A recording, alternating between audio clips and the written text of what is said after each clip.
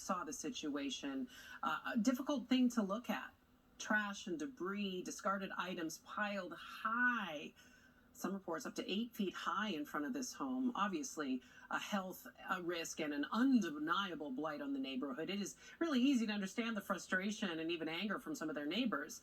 Well, that scene there, that's the things we see when we look at those images. What we don't see is that the folks living in the home are truly in distress. Hoarding is a very real, very serious mental disorder, and we thought we would have somebody on to talk about this. This is Katie Morton. She's a licensed marriage and family therapist and joins us now.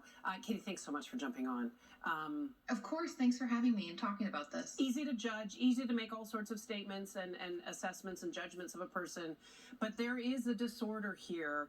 Why don't you define for us what hoarding disorder is defined as? Yeah, hoarding disorder itself is defined by 3 characteristics, and they're kind of obvious, but the first is the inability to let go of possessions, right? You and I, let's say I took a bottle cap off of a soda, would look for the trash. Yeah. But a hoarder would look for a place to keep that because they like the color or the shape, or it reminds them of the day, right?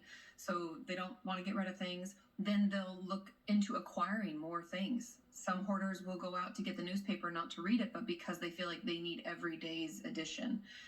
And then the third, and the one that, I mean, we're seeing all 3 in this home in Koreatown, but the third is their inability to organize.